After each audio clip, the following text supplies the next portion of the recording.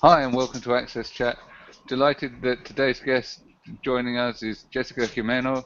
Jessica is a blogger and TEDx speaker and writes for Huffington Post as well, and covers topics around fashion, chronic illness, and also is a talker on depression and mental health issues. So delighted to have you with us today. I think these are really important topics.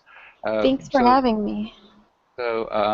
tell us a bit about yourself and how you came to become a public figure and begin talking about these topics.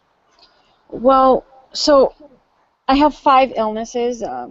I'd struggled with recurrent bouts of depression my whole life, and then I had this turning point when I was a freshman in college, and a friend with bipolar disorder died by a suicide. And so this made me research the illness, and I recognized half the symptoms when I went to the library and was reading books about it. I saw the campus psychiatrist. She diagnosed me with bipolar disorder, and that was the beginning of freedom for me because I was no longer fighting an opponent in the dark. I had a name for this thing that I was living with, and then over the years, I had accumulated or been diagnosed with other illnesses. So I was also diagnosed with polycystic ovarian syndrome, which is very painful. And my life was changed forever when I was 24 and I was diagnosed with myasthenia gravis. And it's a muscle disease. And I went from working out 5 days a week to not being able to feel my legs. And I'm much better now than I was 8 years ago, but I carry a cane every day. And what made me start my website, Fashionably Ill, is that I was working in mental health nonprofit, and one day this young woman called and she was suicidal. And she said, I have major depressive disorder, but that's not the only issue. She said, I also have lupus and epilepsy. I have a disability and I'm in a wheelchair. And she said, if I had major depression and no other illness, I wouldn't be suicidal. It's the combination of having all of these things together. And working in mental health nonprofit, we had training to talk to people about depression or bipolar disorder, but really nothing for somebody living with all these things. And the young woman did not kill herself. I talked to her and I shared a bit of my story with her and said, I have bipolar disorder. I also have four other illnesses and I have a disability too. And when we were done, she said, I never met anybody like me, especially a young person.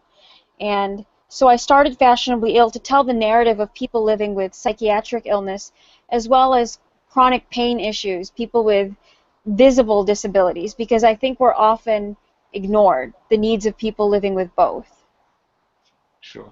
So I think it's a really interesting and very important point that you're talking about the intersectionality and the crossovers and coincidences of Yeah, mental health issues and other disabilities because I think this is something that people forget. Either from your side, you came from a mental health side, but quite often people with other disabilities acquire mental health yeah, problems along the way, absolutely.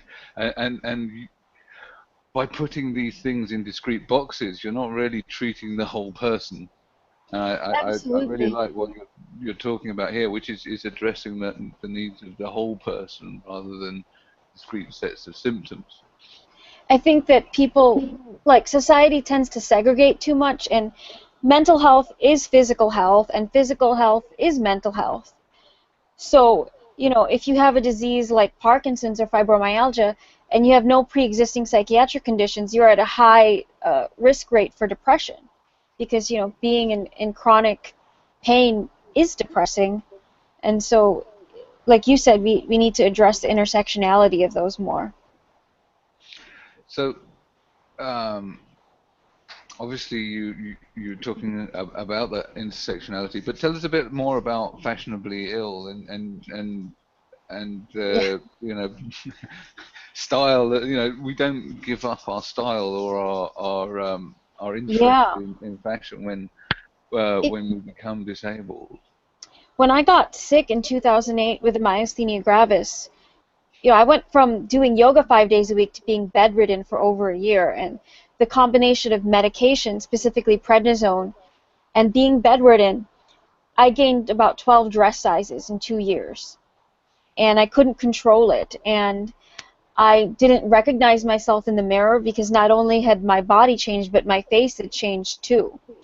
And the thing about chronic illness is that you never have control over your weight. Your weight will go up and down depending on factors beyond your control. And in those 2 years where I gained a lot of weight, I was insulted for my appearance a lot by people who knew I was sick, and that was kind of a horrifying surprise to find that people could be so cruel. And I had taken notes for about 3 years on how to dress myself, and what, you know, lip makeup wasn't the same anymore. Things that I wore in the past just didn't look the same after being on prednisone for so long. And then one day I thought, there are two motivations. So one was the experience of helping that young woman with depression and lupus who was suicidal, and then having gained so much weight and taking notes for myself, I thought I should share this with the world, and so that's how Fashionably Ill was born. I want to share some of those style tips with people. I've watched friends and colleagues that have gone through that journey that you're talking about, and yes, so quite recently, uh, they have no control over Yeah.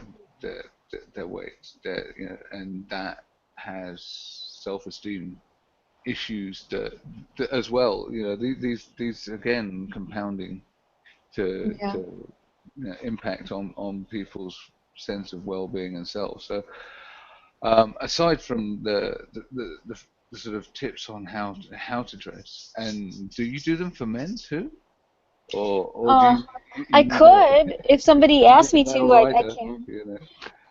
Uh, because we all have self-esteem issues. We just don't talk about them, I guess, in the same way, you well, know. that's a good point. Maybe I will write about when I talked to men who were sick, they were less, they weren't as insulted.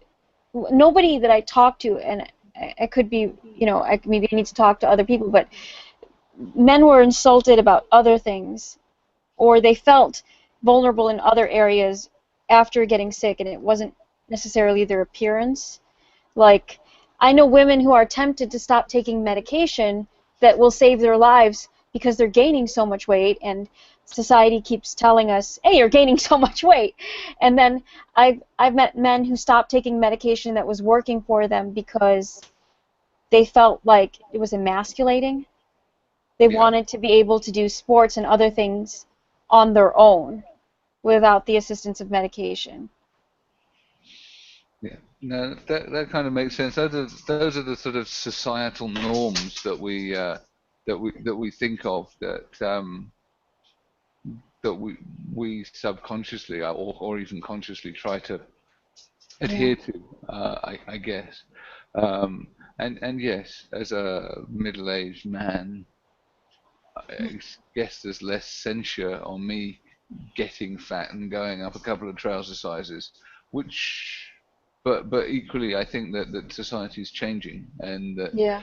we're much more body conscious as than previous generations. I Uh, think, yeah, that's a good point. Maybe I should write about that, we're objectifying both genders now. We've gotten to a point, it's not liberating, it's actually suffocating for everyone. oh God, so I use Instagram a lot, and I tend to use it to post not selfies but pictures of flowers. But my feed's full of people talking about their six packs. Yeah, weight loss. Guys, It's like it's very hard if you're sick because there's so many, in the US, the average American sees over 200 ads a day.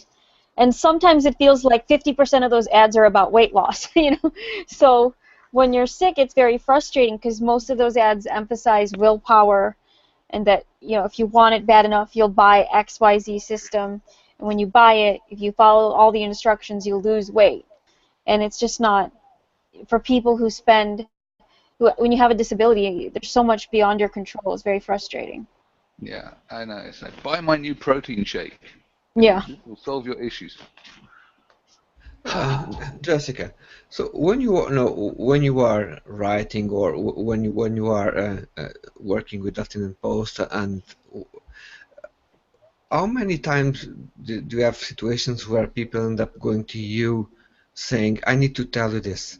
No, Oh, I'm identify. I mean, I'm identifying with your work, with what you are saying, but this is something that I was never feel comfortable enough to talk about it, or now that you were mentioning this, I feel that I have to say something. So can you elaborate around that? I think it will be interesting because yeah. sometimes there's a lot of people that we end up to hide a lot of our vulnerabilities I because get, we don't have anyone in our space that we can relate to.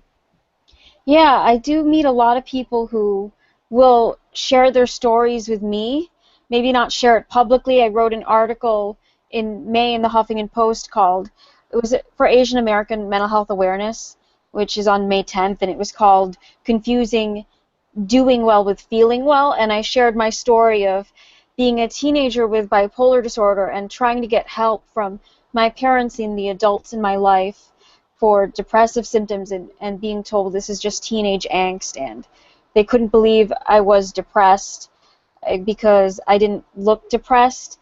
And a lot of people wrote to me and personally shared their stories with me. They were saying this struck home, this is my issue, or my boyfriend or girlfriend has this issue. And I was just really overwhelmed by the support of people, and just how it struck a chord with a lot of people. But there was another article I wrote for the Huffington Post. It was about this mental health piece of legislation called HR 2646 that's being debated, and it's supposed to help the families of the 4% families living with the most severe mental illness. And I just shared people's stories, people I interviewed who have testified before Congress. And after I wrote it, a few people came up to me and wrote to me and said, "This is my family story. You could just change the names." A couple people said, "Can you tell my family story in the future? Could you write about us?" They wanted to share their life story so that we could increase the number of psychiatric beds in the U.S. And make other changes. No, Falcon, you mentioned no, there are type of disabilities that are immediately visible.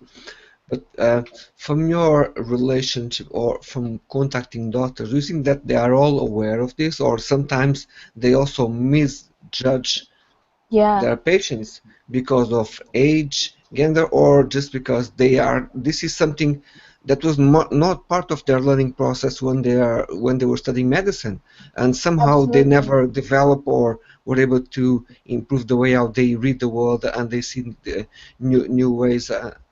So I I've think had difficult experiences with the first year with myasthenia gravis.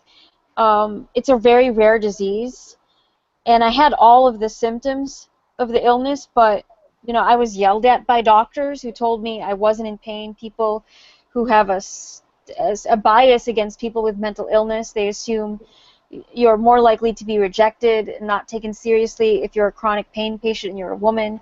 If you're a chronic pain patient who has a diagnosed mental illness, somehow you can't be in physical pain. It's bizarre, the preconceived notions people have. And what you said about being young, a lot of people think you're too young to get sick. I carry a cane every day, and people come up to me all the time and they say, "What's wrong with you?" It's uh, I wonder if I'd get those comments if I wasn't young.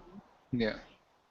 It, yes, it's kind of accusatory that Yeah, tone. yeah, It's not oh, sorry that what's up, what's up, but what's wrong with you, it's a very different way of phrasing the question, and it's not a very caring one. So how do yeah. you think that we can change those kind of attitudes?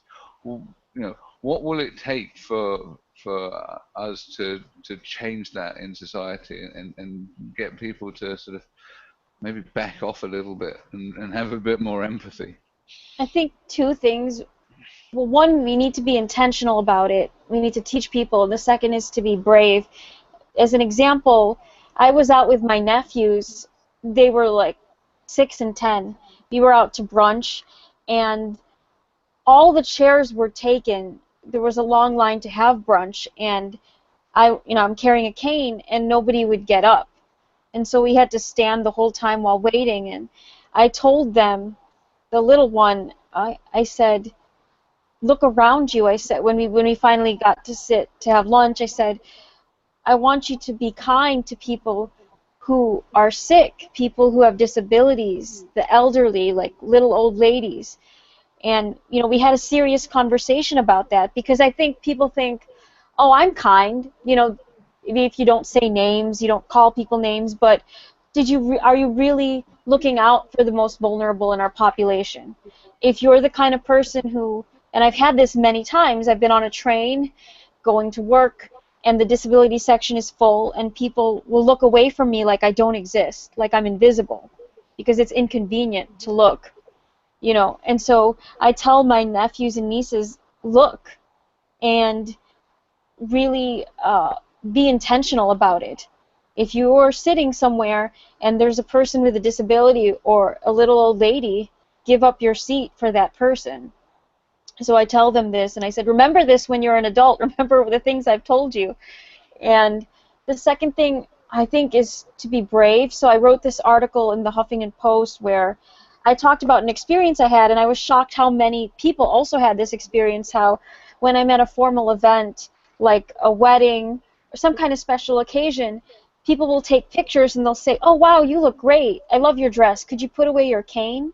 It ruins the picture, which I thought was bizarre. And then I found out a lot of people had this same experience. And so what I do is I don't put away my cane. I'll tell them, no, I won't do that. I mean, it's not ruining the picture. If my having a disability makes you uncomfortable, that's an issue you have to work out on your And own. this providing a false sense of that everything is perfect. Yes, yes. And it's equating beauty with being able-bodied, as if somehow having a disability makes you less attractive, and that's not true. And if I put away my cane for you to make you feel more comfortable, I'm reinforcing that inaccurate belief. Yeah, I think that's really important. We've got a guest coming up in the next few weeks who's a wheelchair model from Ukraine, and I think it's this whole sort of idea of perfection within the fashion Yeah, industry is quite corrosive. yeah, We've talked for a long time about sort of size zero models and how that's unrealistic, but the whole idea of perfection, physical perfection in the media is not reflective of society in general. And I'm not saying we need everyone to be plus size models or anything like that, but we need the media in general to reflect society as it is, yeah. rather than sort of this objectification that we're subjected to the whole time. So, um, do you see any improvements in that? Obviously, you're being brave and you're Yeah. showing your cane. I always go out and I talk about my dyslexia, but that doesn't show up in photos. Yeah. Well, I see. So this article I wrote, first I wrote it for my website, Fashionably Ill, just my Yeah. personal experience. It was called Disability Does Not Equal Less Attractive. Yes. And I used the not equal sign. And it was just sharing my experience. I'd go somewhere and people would say, oh, you look great, except for the cane, you know? And then I decided, after so many people had approached me, to make it a bigger piece for the Huffington Post. And I interviewed Jillian Mercado. She is the first model in a wheelchair to be featured in a high fashion campaign. Diesel had featured Jillian, and then I interviewed the CEO of Models of Diversity, Angel Yeah. Sinclair, who's a woman who's been fighting for diversity, including people with disabilities, in the fashion industry. And so I do see that that times are changing. I think we won't be able to say just how much until we look back. But the fact that we're having this conversation is huge, because I think many years ago the concept of a model with a disability would have been so absurd to so many people, we wouldn't even be having the conversation. And I think that it's kind of interesting because I think it's actually a relative. We've grown up with that kind of popular construct of perfection, but if we go back a couple of hundred years, there's not that same. There's classical beauty, etc., but there wasn't that expectation. I guess mainly because modern society, modern medicine hadn't happened, so disability and Yeah. uh, in fact, even disfigurement through illness and contagious diseases was pretty much everywhere. So I guess that society was actually probably more comfortable with it in many ways than one Yeah, that I had know. been so cotton wool wrapped up. You know, Yeah. we allow people to sort of be sort of protected in this little bubble, and I guess that we need to sort of not burst their bubble, but Yeah. be realistic about stuff. Yeah, I mean, there was this little girl in the U.S. She passed away recently, but her battle with CMT, Charcot-Marie-Tooth, muscle disease, went public, and she was 5 years old. And one thing I want my nieces and nephews to understand is not just my suffering, but the universality of suffering, that everyone deserves compassion. And there are other illnesses out there that they don't know about, and those people deserve compassion too. And so my nephews and we recorded a video for her last Christmas wishing her a Merry Christmas, because I don't want them to just think of the suffering that's near them physically. I want them to think about, just compassion in the broader sense and having compassion for everyone. Great. What do you think, in terms of media and movie industry? I could relate to series from Marvel or or even Star Trek, where there's a a huge number of people who have different abilities, and somehow they were able to put together an image in terms of people and their weaknesses and their strengths. What do you think it's the current situation in relation to portraying people with disabilities in media and in cinema? Well, I'm not an expert on superheroes, but I do think that we need to have more characters with disabilities written from the perspective, or at least with the input of people with disabilities. And we need to have, even unfortunately, as we have more characters with disabilities, they're not played usually by people with disabilities. They're usually played by able-bodied people who were cast in the roles. And so it would be nice if Hollywood would hire more actors with disabilities, especially if they're doing a storyline with disability.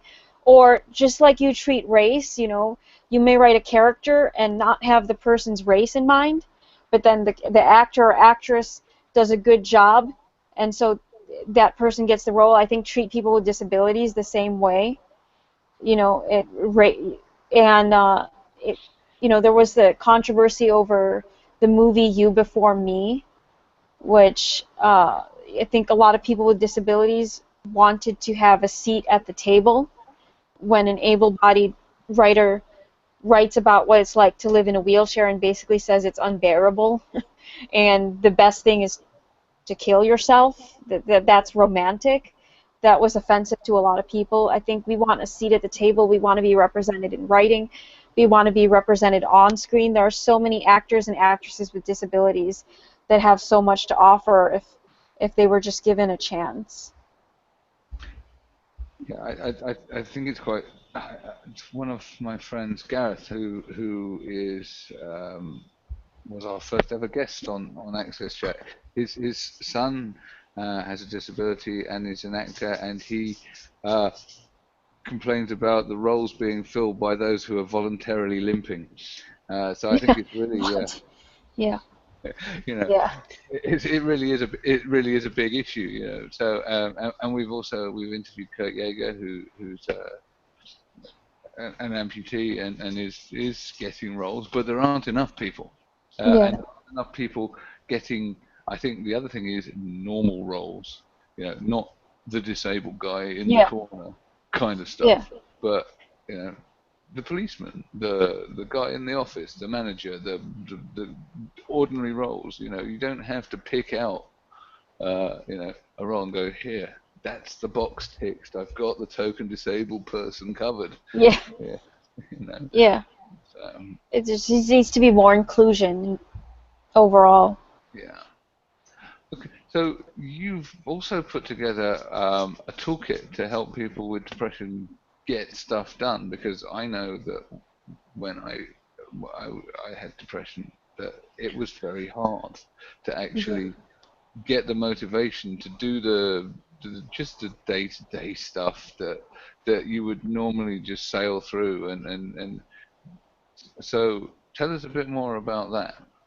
So, when I was diagnosed with bipolar disorder at 18, it was a relief. The only problem is nobody ever taught me how to get stuff done. So now I knew what the problem was, but as far as how I was going to get my college degree, I'm a freshman in college, nobody really taught me. So throughout college, I was developing these creative strategies to get around the depression. And that's how that's what I talk about in my TED Talk, how to get stuff done when you're depressed. And in the toolkit, there's a list of the top 10 tricks for getting stuff done when you're depressed, my top 10 tricks. And then there's a script. There's 4 scripts, actually, where you could talk to a professor or an employer or a loved one. So if you needed to obtain an accommodation from your professor because you were depressed or you have bipolar disorder, or an employer, a lot of times people need accommodations, but they don't know, A, the accommodations exist, or B, they don't know how to ask for them. And they have scripts for talking to loved ones too. So if you were depressed and you missed your best friend's birthday, there's a script for how to navigate those tricky conversations, because we need to build support networks. But what happens when you're depressed is that if you don't know how to talk about it, you don't talk about it at all, and so you get perceived as being unreliable, and that shrinks your support network, which makes you more lonely, which actually worsens the depression. Yeah, So that's what's in the toolkit. It's a 4-page PDF. If people sign up for the free newsletter, they get that for free. great. Do you somehow continue to connect it with the place that you have studied, in order to help students who are in a similar situation? Yeah, so I've given talks at Northwestern about depression, and I hope to do more speeches. I've written a book to help students with depression and bipolar disorder finish school. It's not published yet. I'm going to look for an agent soon. That's another thing. If people sign up for the toolkit in the newsletter, they can get updates on the status of the book. But once it's out, I already give a lot of speeches at health conferences and conventions. Once it's out, I plan on doing more speeches, more TED Talks, hopefully at universities. Yeah. I think the point you raised about being able to talk things through with managers and professors is really important, because a lot of people don't Yes. don't know how to start to engage. Equally, people on the other side of the fence, Yeah. training on how to engage employees or students as well, because I think this is something that we quite frequently see, is that people shy away from mental illness, and they shy away from employees with mental illness. They don't know how to deal with it. It's almost more scary than a physical disability, because Yeah, it's people are. intangible. It's. I've been on the other side of the fence. So this is my 6th year coaching high school debate, 6th or 7th year. I lost track of time. But having been with teachers, I've seen compassionate teachers not deal with students who have mental illness well. And it's because of you, like what you said, there's that ignorance. They don't know how to start the conversation, and it's awkward. And I think from the perspective of the student, it's hard on both ways, but most of the time the teacher or the professor can't guess that you're depressed, right? I've I've had situations where I was able to intuit that a student was depressed without them saying so, but that's because I have all this personal experience Sure. with bipolar disorder. But most teachers, even the most compassionate, they can't intuit that. And so the student has to start the conversation, and a lot of time it's the way you frame it that determines whether or not you get those accommodations that you need. Okay, so can you give us examples? Yes, so for example, in college, one thing I learned is that there was never a time where I was rejected if I asked for an accommodation in advance. So once I started to realize that I was depressed, and you have to know your own symptoms of depression. And I spoke about that in my TEDx talk, but it's like once I start to see that I'm getting depressed, I would write to my professor, or I talk to them after class and say, hey, I have bipolar disorder, these are the symptoms, and because of this, I have a difficult time concentrating when I am depressed. Can I get an extension on this paper that's due? And I never had somebody say no. I think the most common mistake people make is that they enter a depressive episode, they're starting to see the symptoms, and they say, I can do this, and then what happens is the night before the paper is due, they're like, whoa, I can't do this. Oh, I was wrong, I can't do it. And then they ask for the accommodation, and the professor is flooded with people asking for extensions, and most of those people don't have depression, right? There's a lot of reasons people ask for extensions, and so they kind of lump you in with everybody else, and they're like, no, sorry, you should have asked before. But you can never go wrong when you ask in advance. I've never had somebody say no to me. The later you ask, the less likely you are to get an extension. Yeah, I think that probably works in the world of work too, to a large extent. The earlier you ask for something, the easier it is to put in place. My day job is making stuff work with assistive technologies and trying to get large enterprise systems working for people with disabilities. And so the earlier we know about the needs of people, the easier it is for us to be able to put stuff in place to make sure that it's going to work. Um, so it works right the way across the piece. I also think that the longer you leave it, and the deeper you sort of dig yourself into a hole, and so it's best to have those difficult conversations early. But just how do you psych yourself up for that difficult conversation, because they are hard? They're so hard. I think we have to normalize discussion of mental illness. So on my website, I talk about carrying a cane, and I talk about it the same way that I talk about depression. I think we need to just stop treating it mental illness like it's so different from everything else. If I had to ask for an accommodation regarding, I just had surgery on my right leg in May, and I've been carrying a cane for, I think, 6 years now, I would just ask for the accommodation, right? And so you have to treat it, I know it can be intimidating, but it has to be the same way with mental illness. If you act like talking about mental illness is so weird or it's so out there compared to a visible illness, then the person is going to respond in kind. If you're weirded out by it, you initiate the conversation, then I, on the receiving end, I'm going to be weirded out by the whole thing. Just initiating the conversation is breaking the cycle. Okay. Yeah, I think you're right, and I know that I found it harder to talk about depression than I did talking about dyslexia. The sort of societal stigma that you feel, even if you internalize it, is different. So I've been open about being dyslexic for a long, long time.